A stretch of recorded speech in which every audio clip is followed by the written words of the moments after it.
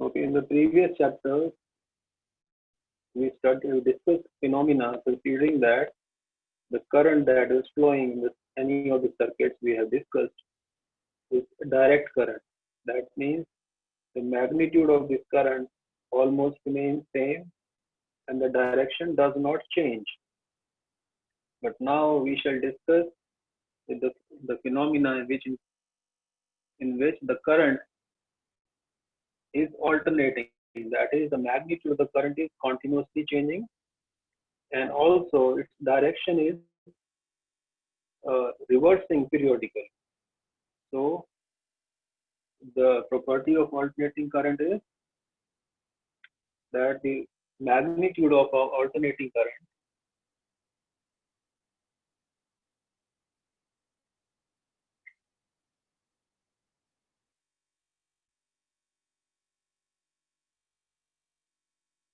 changes continuously,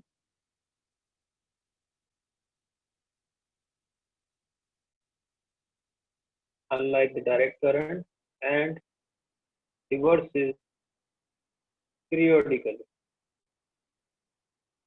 That means after a certain period, the direction of the current reverses. Now, why alternating current? Uh, because alternating current has a property that its uh, voltage can be very easily converted from one value to the other. So we can change the voltage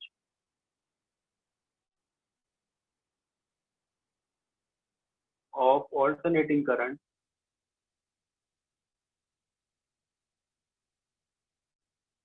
conveniently. We shall discuss this with the help of transformers. So this is one advantage of using alternating current in circuit. The second advantage is that the transmission over the long distances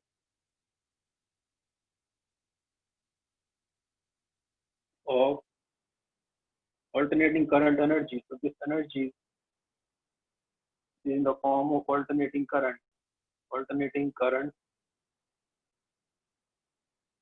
energy is very uh, economical. That means the wastage or the loss of energy is minimum.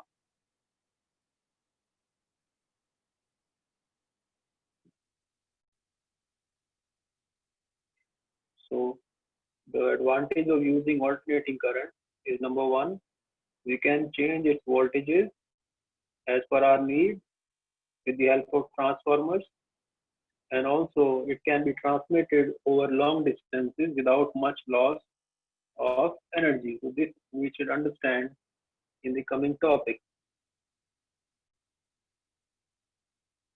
So in the previous uh, chapters, we have studied current, which is direct, and generally the component that we use in those circuits to manage the current has been resistance or resistors. So they follow the Ohm's law, RV is equal to I R. Now we are going to introduce more uh, components while we study alternating current. One is inductor, other one is capacitor. So we are going to deal with these two other components, circuit components, inductor and capacitor, apart from resistor. तो resistor भी पढ़ेंगे, inductor भी पढ़ेंगे और capacitor भी इसमें component हम पढ़ेंगे. So how do we represent alternating current?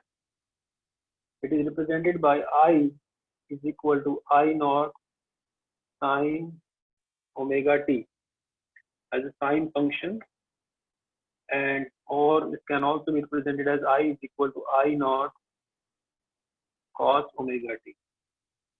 Now why we using sine and cos? Because these are continuously, the magnitude changes continuously of these functions, and its direction also reverses periodically. and here I naught is the peak value of current and I is the instantaneous value.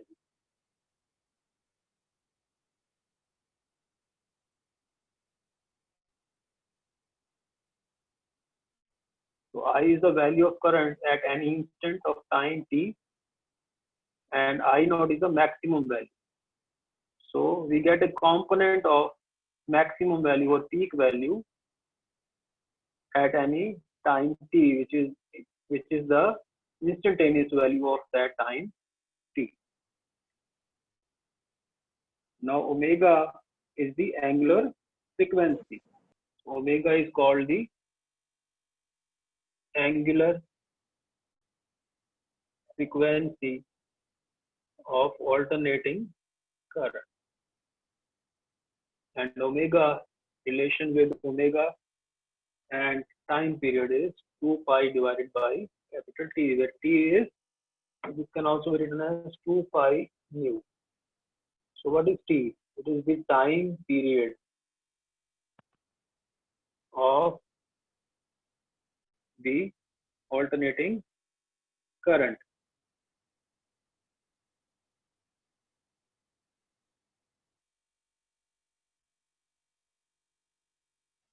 So time period means it is a time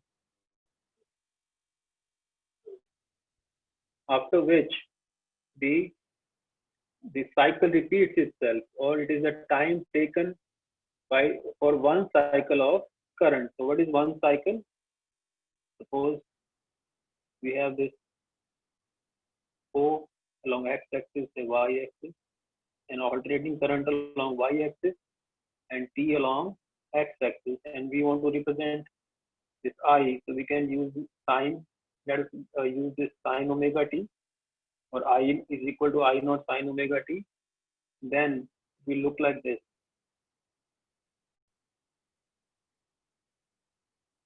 So here it completes one cycle. So the time corresponding to one cycle is the time for in which current completes one cycle. And because the time function, it will start again like this and continue like this. So this time t is the time for completion taken the current complete one cycle, and 2 is the frequency. What is frequency?